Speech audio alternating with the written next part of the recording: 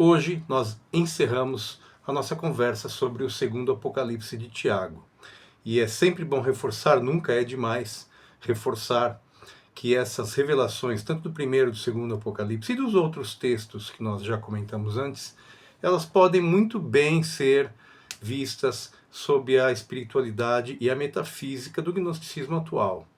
Mas a nossa abordagem é a abordagem do animismo sofiânico, é uma abordagem mais radical desses textos, é uma abordagem herética, digamos, e ela tem como base, nosso fio condutor é o mito de Sofia, restaurado por John Lamlash em Não é Imagem de Deus. Um livro foi lançado aqui no Brasil pela Luna Editora, minha tradução. Esse livro se encontra na Amazon e na estante virtual. Se eu fosse os senhores, eu já teria descolado a cópia de vocês.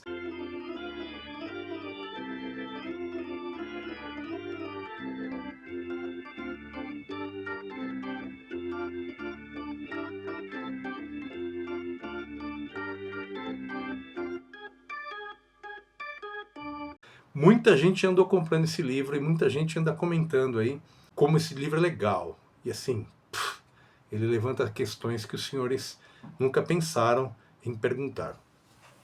Nossa conversa de hoje vai ser dividida em 4 partes.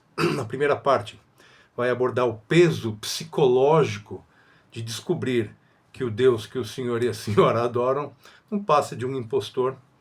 A segunda parte vai falar das 4 divisões do texto, que são 4 divisões interessantes, onde a gente vai colocar trechos, né, desses textos. A terceira parte vai falar da sentença e do martírio de Tiago e da sua oração na hora da morte. E a quarta parte vai abordar um tema sensível no gnosticismo, um tema importantíssimo, que é o tema do iluminador, do foster, do revelador. Então vamos lá, o segundo Apocalipse de Tiago.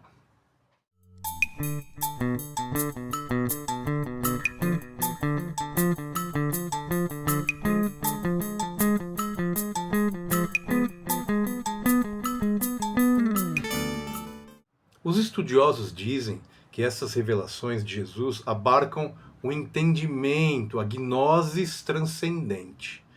Trata-se de, abre aspas, um chamamento para despertar em relação ao verdadeiro Deus da vida eterna, em vez daquele Deus do Antigo Testamento, cujas promessas têm mais a ver com um negócio imobiliário, né?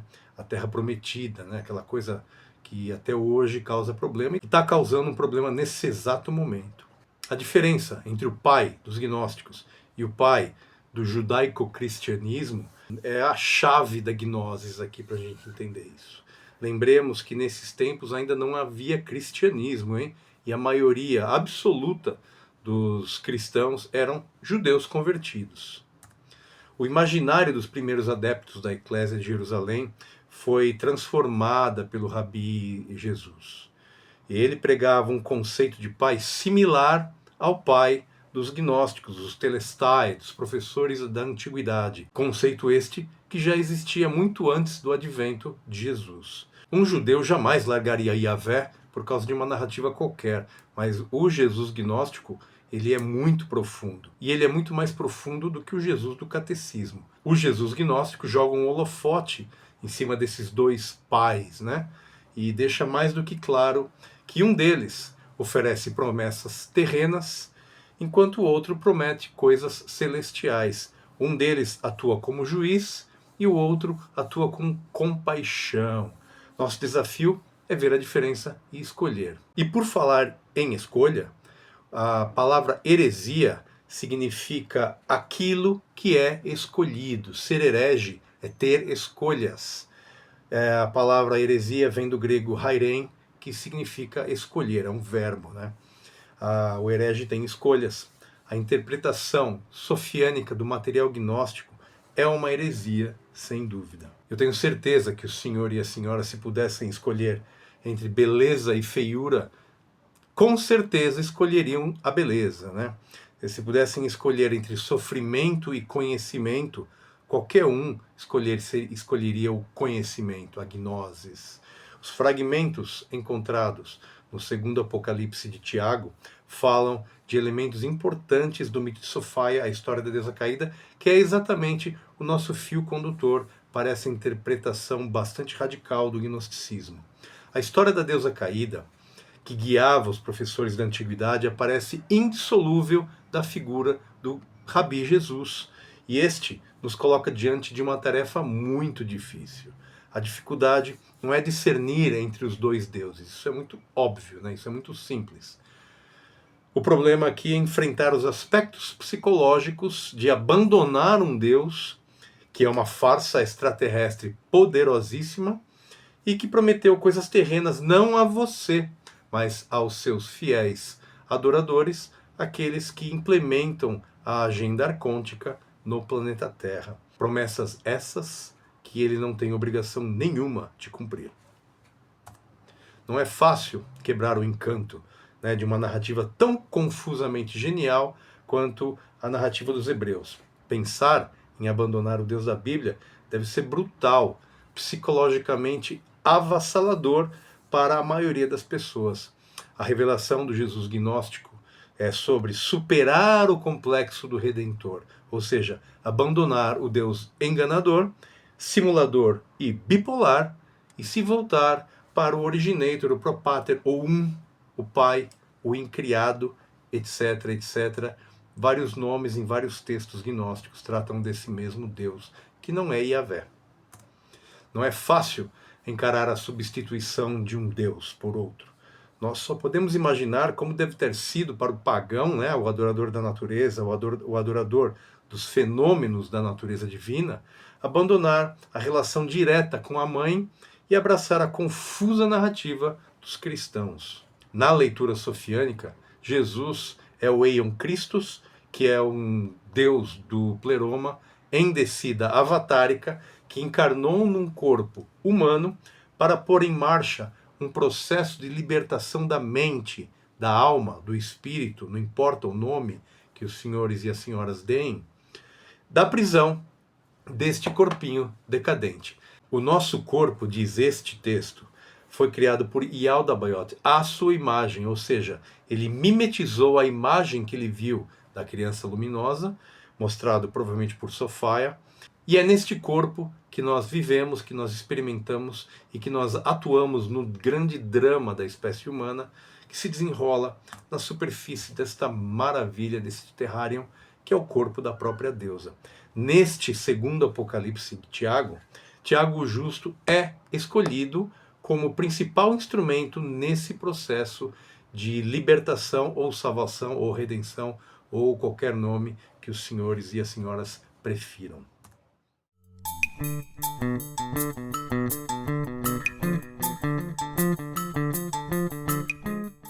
O texto apresenta pelo menos 4 secções que foram arranjadas numa estrutura sistemática clara, que os especialistas chamam de prosa harmônica. Das 4, 3 são em formas de aretologia, ou seja, uma rasgação de seda, né?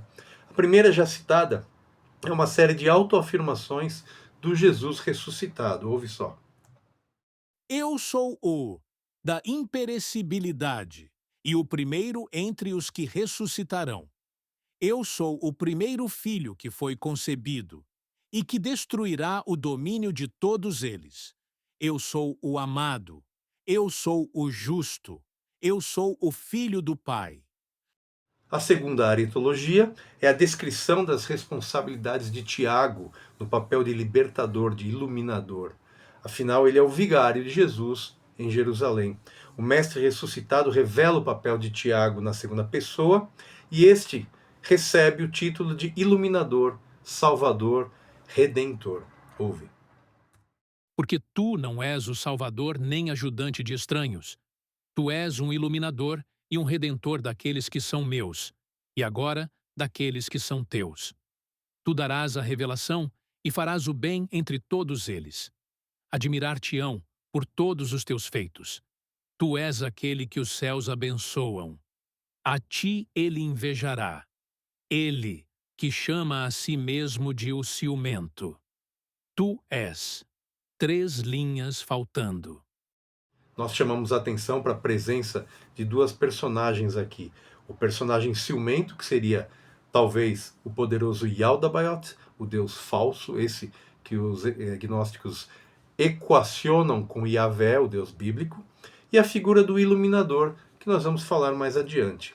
A terceira seção é uma lista de predicados do Jesus ressuscitado, feita por Tiago na terceira pessoa. Ouve só. Ele é aquele que criou o céu e a terra e nela habitava, não viu. Ele é aquele que é a vida. Ele é a luz. Ele era aquele que será e que dará um final para o que começou e um começo para o que está para terminar. Ele é o Espírito Divino e o ser invisível que não desceu à terra. Ele é a Virgem, e o que ele deseja a ele acontece. Eu vi que ele estava nu, e não havia roupa que o vestisse. O que ele deseja a ele acontece. 3 linhas faltando.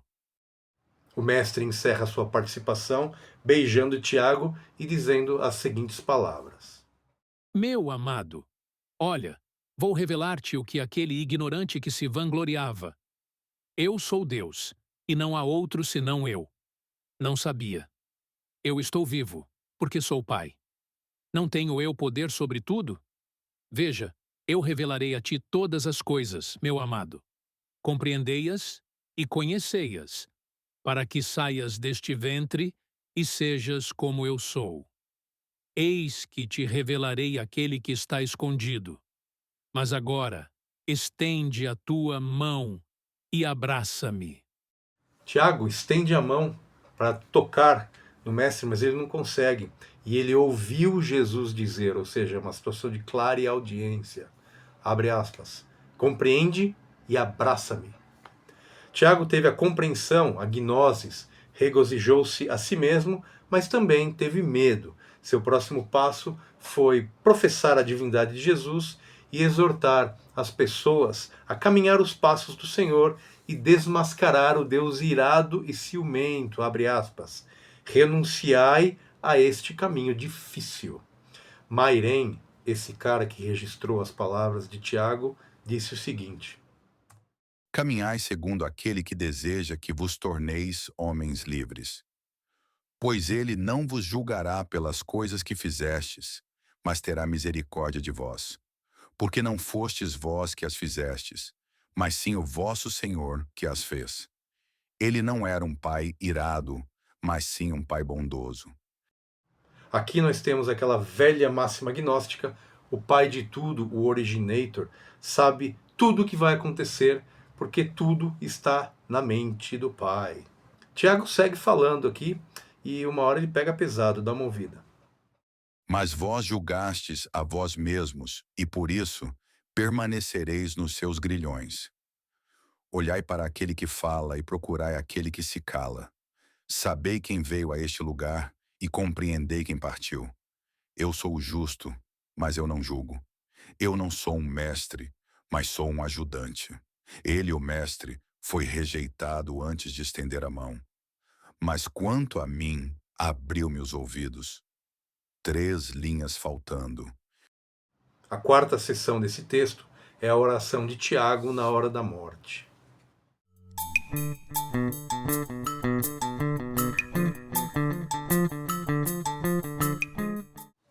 Marém relata esses acontecimentos como se fosse uma testemunha ocular. Talvez fosse um escriba registrando as coisas à medida que elas iam acontecendo, né?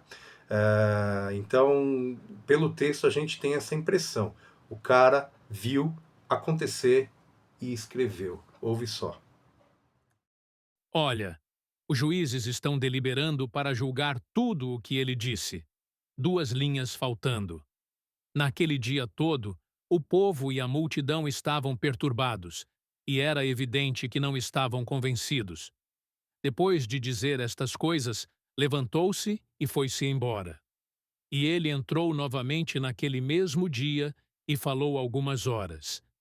E eu estava com os sacerdotes e não revelei nada da nossa relação, porque todos eles diziam a uma só voz: Venham, vamos apedrejar o justo.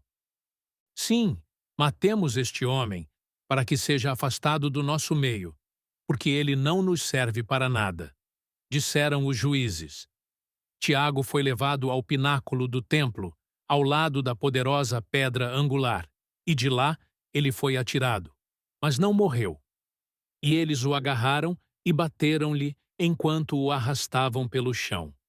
Estenderam o seu corpo e rolaram uma pedra sobre o seu abdômen, e pisaram-no com os pés e disseram: Ó tu que te desviaste! Mas Tiago não morria. Então seus executores o levaram até um local e, abre aspas, fizeram-no cavar um buraco e obrigaram-no a ficar lá dentro. Coberto até o abdômen, Tiago foi morto por apedrejamento. Um relato bem interessante da morte de Tiago se encontra aqui em Eusébio da Cesareia. Esse livro aqui é bem bacana, é uma leitura agradabilíssima para quem gosta de estudar cristianismo e coisas afins, né? O Eusébio da Cesareia, então, é uma indicação de leitura muito boa. E então temos a oração que Tiago fez antes do apedrejamento e durante o apedrejamento também, como fica explícito nas palavras finais do texto. Ele pede pela morte, abre aspas, livrai-me deste lugar, salva-me de uma morte terrível, tirai-me do túmulo com vida, salva-me da carne pecaminosa, ele fala. Salva-me de um inimigo que quer me humilhar. Depois Tiago pede perdão por suas dívidas na terra e finalmente pede que o Pai o salve da aflição do mal. E então ele morre. Essas palavras foram registradas e reportadas pelo sacerdote Mairém ao pai de Tiago, o suposto pai de Tiago, o certo Teudas.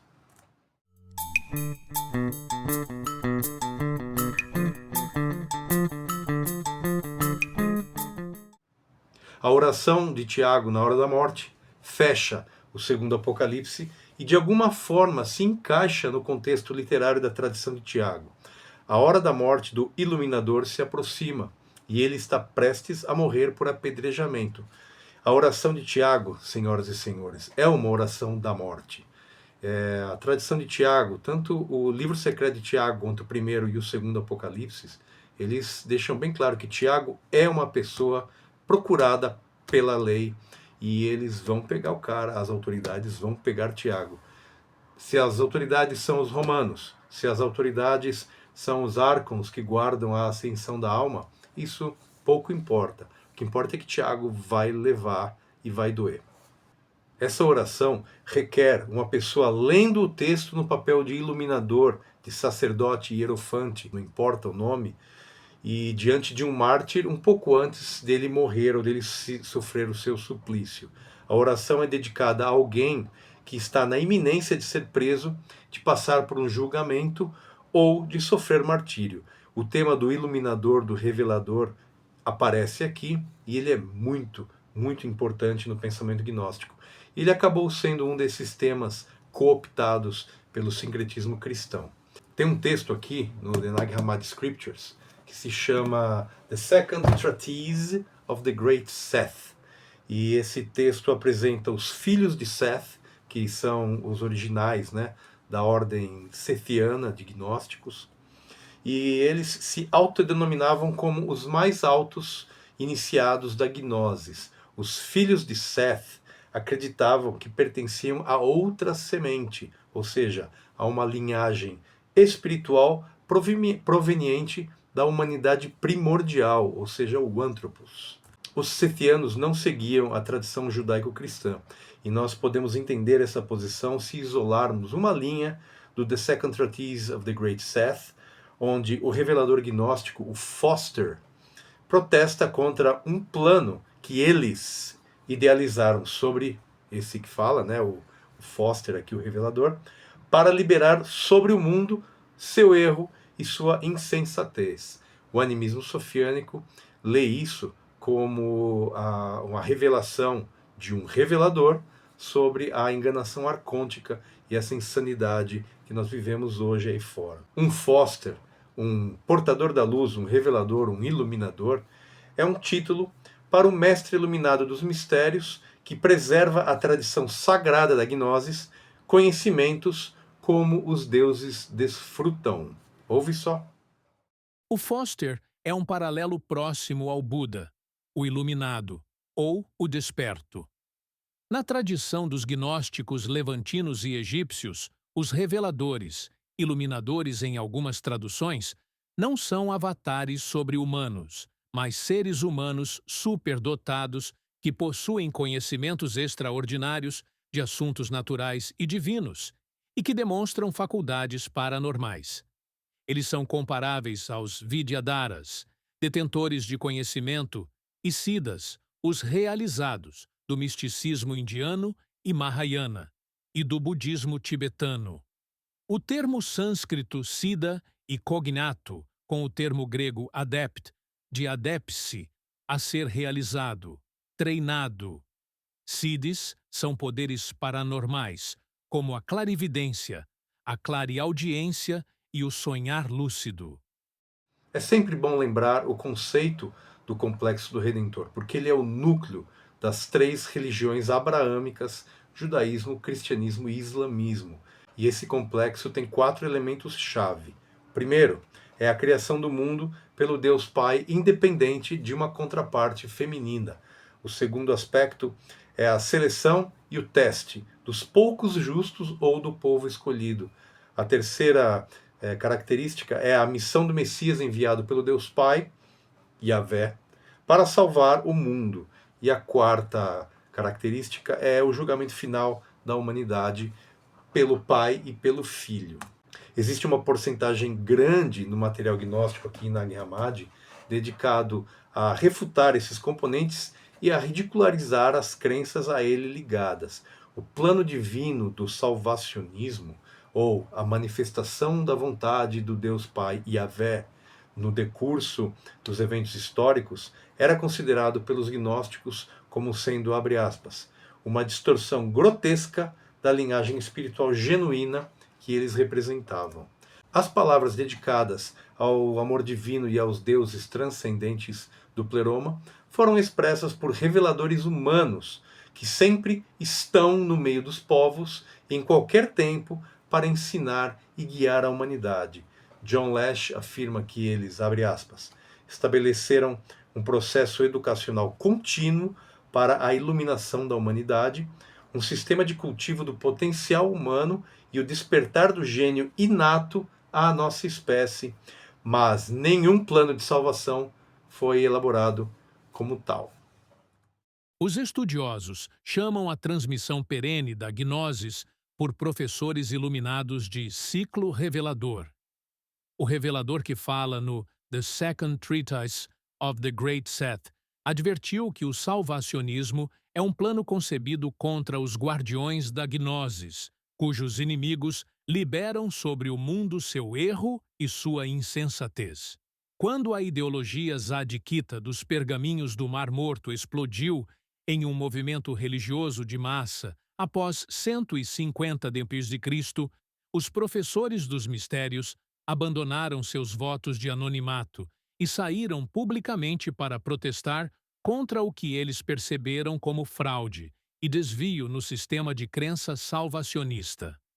Para o cristianismo triunfar, seus adeptos tiveram de não apenas silenciar os gnósticos, mas de destruir a rede milenar dos mistérios e eliminar todas as evidências de que ela alguma vez existiu.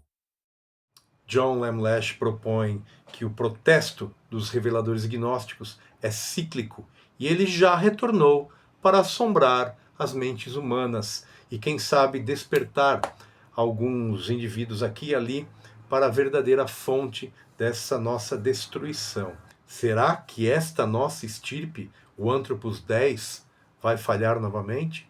Segundo a história da deusa caída, nós já falhamos 9 vezes antes do planeta Terra existir.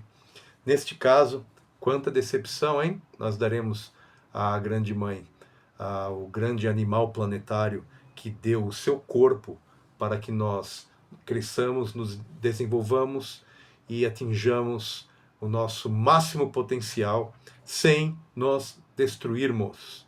Se existe alguma coisa entre nós e a mãe, essa coisa é nosso problema. E é nele que nós temos que focar. Senhoras e senhores, este é o ponto de vista do animismo sofiânico. Lembrando que os livros deste que vos fala estão disponíveis aqui na plataforma Wiclap. As Escrituras de Nag Hammadi, uma nova leitura, volumes 1, 2 e 3, é o material que nós estamos apresentando aqui. Além do Mito de Sofia, nas Escrituras de Nag Hammadi, um livro que é uma expansão de Não a Imagem de Deus, de John Lamlash. John Lamlash, Não a Imagem de Deus, na Amazon e na estante virtual. Este é o fim da aula 8. A partir da aula 9, nós vamos falar do Evangelho de Maria, que é um texto curtinho, mas bastante intrigante. Eu vejo vocês no futuro. Um grande abraço.